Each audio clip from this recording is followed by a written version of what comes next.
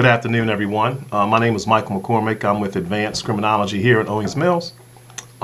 You've seen several of my videos related to criminal justice issues. I'm back again to add some more information to the case involving the death of Detective Sean Suter, Baltimore City Police Department detective who was murdered on November 15th, 2017, between 4:15 and 4:30, I believe, the time frames in which the police department is released. Today is November 20th, 2017. And so what I wanted to pick up from, I had left off dealing with information involving a particular case where officers who are assigned Glock weapons in the Baltimore Police Department were involved in a friendly fire of one of their own several years ago in 2011. I bring this up because one of the things that the police commissioner points to in many of his interviews with the local media is that it is his belief, I'm sure based upon evidence that they have from the crime scene and from other areas, that they don't want to rule out that there's another weapon or there was another weapon involved. So I want to talk more about that today and find out just why the commissioner feels that way, since we really don't know the totality of their investigation so far and some of the things that they've come up with. It's all part of the investigation that that information be kept close to the vest. So my question that I came up with is that, what makes the commissioner believe that there's a second weapon? These are some of the things that we've come up with over here. One was that it was reported that the suspect was probably hit by a round or two. And so if that's the case, that would be one of the reasons why you had a heavily presence of many different police agencies around the state conducting door-to-door particular inventories and searches of abandoned buildings in that area, because they thought the suspect might have been holed up in one of the abandoned buildings. And then I will tell you, there are many, many abandoned buildings in and around that particular area of Bennett Place and Fremont Avenue. So based upon that is probably why they were there for the number of days that they were to search, because there is a whole lot of abandoned buildings. Some of them are even treacherous to even go into because you might get hurt by some of the debris, the animals that had probably lived in there and died in there, and other things that those houses are used for. So I can understand the few days that they had to go through meticulously, mind you, to look for evidence. So that being the case, that was one of the things I thought about. There was a report, the report that came from the police department, that the suspect might have been hit. So I'm sure if that was the case, they would have found blood splatter, probably on the officer's clothing, that came from the suspect, if in fact he was hit, and if there was a struggle between the officer and the suspect. And then if there's you had shell casings that were there. The police commissioner came on TV and specifically said there were 4 shell casings found near the body of the officer, along with his revolver. Excuse me, not his revolver, along with his handgun, and his radio. Okay, so it certainly lends itself to a struggle from where I sit when I see some of the things that happened. The weapon was still there on the scene. The officer's radio was still there on the scene, which means those things were dropped when he was hit with the round. Perhaps by him, in terms of the weapon was dropped, or the weapon may have been dropped by the suspect. We'll know more when analysis is done, ballistics is done on the weapon itself, on the radio, I'm sure, and the officer's clothing, the officer's body. You know, the officer may, if we, he may have been involved in, as I say, I truly believe that was involved in some type of altercation. Who knows? The individual suspect might have hit the officer in the face. So we'll know that through the autopsy if there's bruising on the officer's face, facial area, that would indicate there was some type of fight. Perhaps a disarray of clothing, you know, tearing of clothing. That's all important to make a determination as to, you know, what kind of involvement took place. So those are the things that we talked about. And there may very well be testimony from eyewitnesses who actually saw the tussle or who actually saw what happened. We don't know all that information because that's never been, you know, made apparent. So we just know that there's a suspect out there that they're looking for at this particular time. The other thing that we wanted to take a look at is that now the officer's body has been transported to the Maryland Medical Examiner's office in Baltimore for an autopsy. And I'm sure that autopsy will deal with getting latent prints, if they can, DNA from clothing, officer, certainly blood, and recovery of the projectile. If the projectile was embedded in the officer's head, certainly that would be something that they would want to get to make a determination what type of weapon fired that particular round. And I think this is one of the main reasons why I came back on,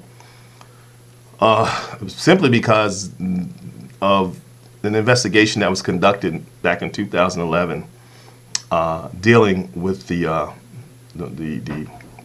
friendly fire and the killing of Officer Torbett, who had worked as an undercover plainclothes officer for the Baltimore City Police Department. And this officer had responded to a fight at a nightclub in West Baltimore at the Select Lounge. And this occurred on January 9th, 2011.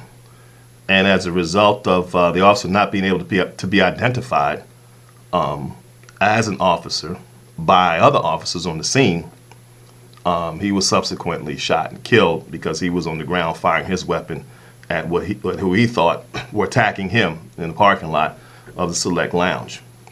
So that investigation took about 6 months, and the independent review board had ended and concluded their investigation October 17th, 2011, and they had made several findings and recommendations in a 169-page report. And embedded in that report, on page 90 and 91, indicated there was a finding by the review board that said that there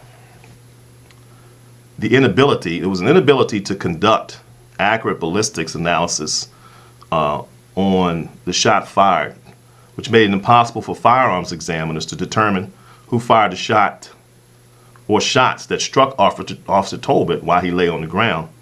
And there was a second individual who was shot and killed by the name of Sean Gamble, and that apparently was who the officer was in a scuffle with in that parking lot. And when the officers arrived to assist in that area, they saw the two scuffling and Officer Torbett firing his weapon while he was laying on the ground, and they subsequently thought that he was the aggressor. And those officers was 4 officers who fired about 42 rounds, according to the ballistic, according to the IRB report, in about 6 seconds. And so one of the recommendation from that finding that I just read to you, that's finding 5.1 in that review, that said the inability to conduct accurate ballistics analysis on the shots fired made it impossible for firearms examiners to determine who fired, like, basically the fatal shots that killed the officer.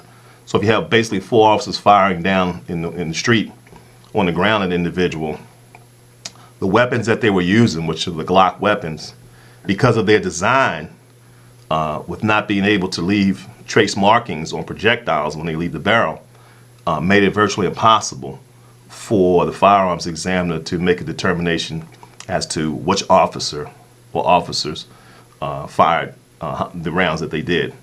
The way that they went back and kind of found out the positioning of the officers in that particular case had to do with the clustering of the spent cartridges that were found. Each officer probably went back with the lab people and the investigators, and each officer probably stood somewhere and to review the accounts of the incident and compare where each officer was standing compared to the number of rounds that were fired from each Glock to determine the exact placement of each officer.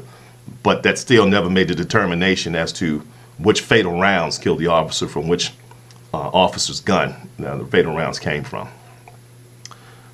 So their recommendation, because in this report they had made probably 20 some odd recommendations to the police department, but one of their recommendations in this particular case, in finding 5.1, came at on page, I think, page 9091, 5.1.1. They recommended that the Baltimore Police Department conduct further research into the costs and benefits of the Glock weapons and to consider using alternative weapons or some modification to the barrels to ensure accountability in the future. Well, this is the future in 2017. And so it's a situation here where if in fact there was a scuffle with the officer's weapon,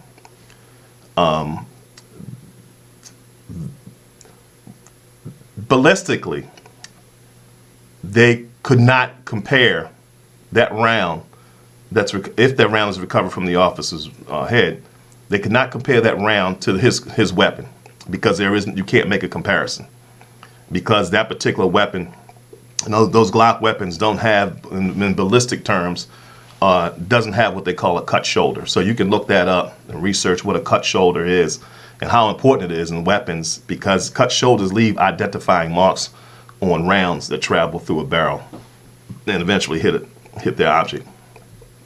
So that was made several years ago, recommendation. Whether or not it was ever followed up on remains to be seen. We'll probably contact the commissioner's office next year to find out whether or not that is the case. In all likelihood, because of the costs associated with it, probably not. So I wanted to bring that up because when you look at the information that's been reported, really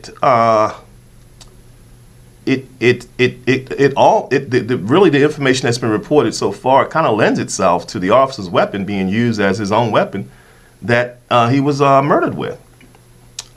You have 4 spent cartridges.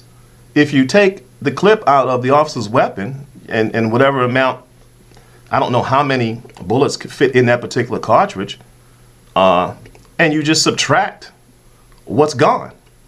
And if you see what's gone, that you know that those are 4 rounds that came from that particular weapon that when the cartridges are laying next to his body.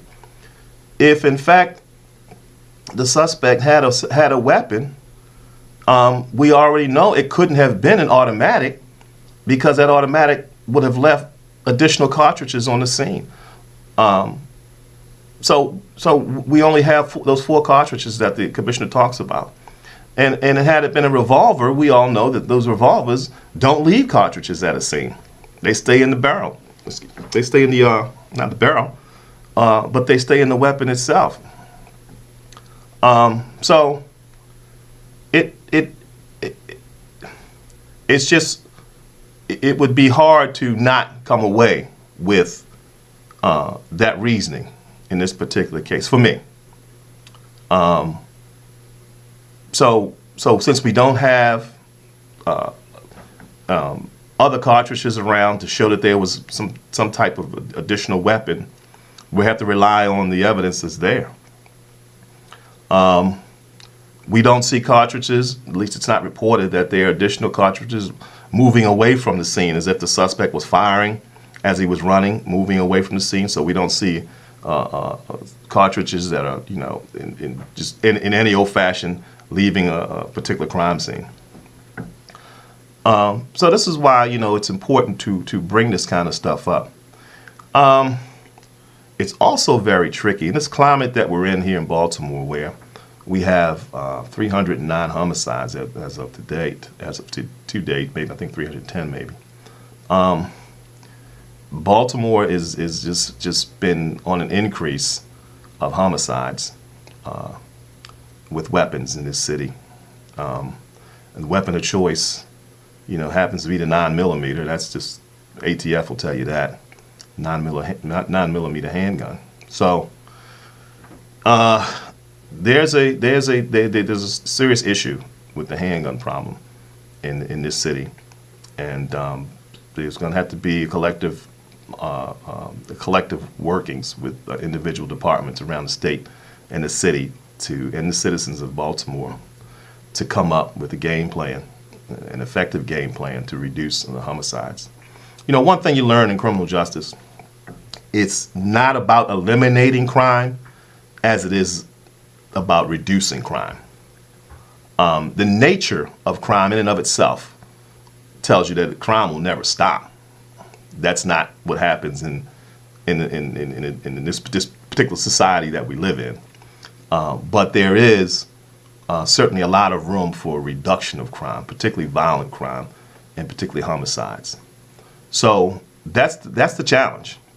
The challenge is to be able to overcome and reduce homicides in an effective way that we can see some measure of improvement in this town moving forward. The other issue is that this individual, I'm in a place here where I'm objective. I have to be objective in what we talk about. Again, I'm looking at the information I just gave you comes from the police department's own reporting of our own independent investigation of an incident that took place in 2011. And those findings and recommendations were important. That's why they were made, so that the police department could take measure, simply because, let's face it, you need to be able to identify who's firing weapons in the city from the police department at individuals or in cases of defending other citizens or themselves or other officers. You need to be able to identify who's firing those weapons. What would happen if the officer's weapons were stolen from that officer, and this individual takes that weapon and goes out and commits more homicides? They would never be able to identify the weapon itself. So it's a problem, and it needs to be looked at. I'm sure this incident in and of itself, as sad as it is, tragic as it is, will have the police department looking at some things regarding the Glock weapons that they decided to purchase. What else I want to talk about here? Let's see. Okay.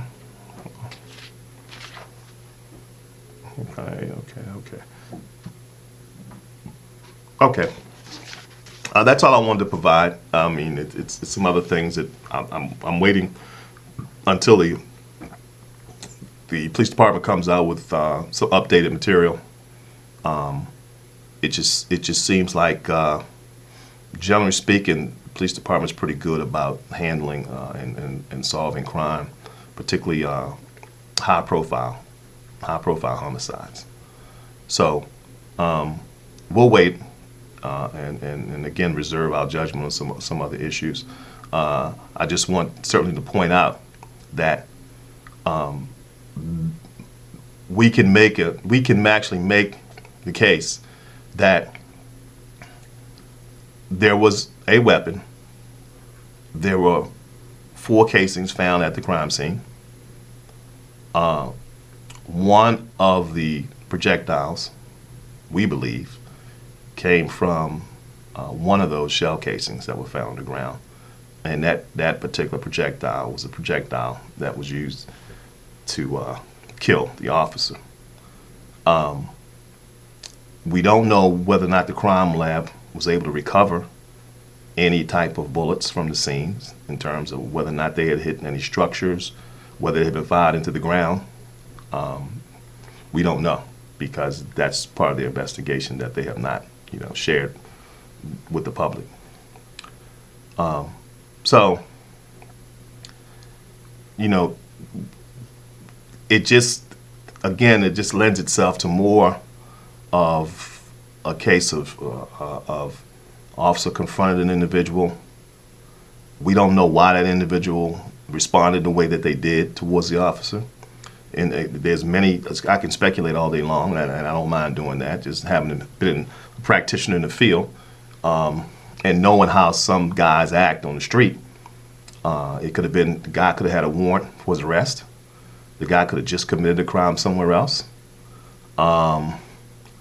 It could have been a multitude of things. Why an individual would get into a scuffle with a man in a suit and tie. That's how the officer was dressed. And so I tend to believe that the individual knew that that man was an officer, police officer, and he was back there in that particular alleyway investigating someone who was suspicious. So the individual was doing something.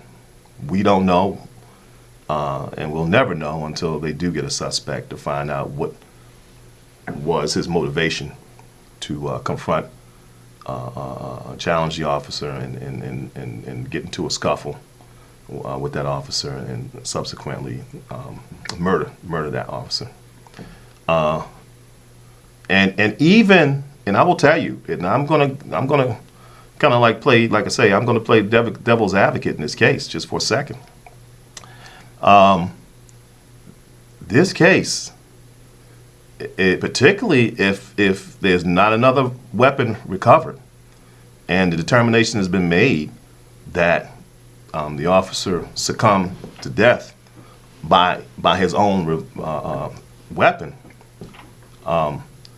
if they make an arrest on this particular case, the defense could make a hell of an argument here regarding why his client got into a scuffle with an officer, ran from the scene. He could easily argue that he didn't know who the officer was.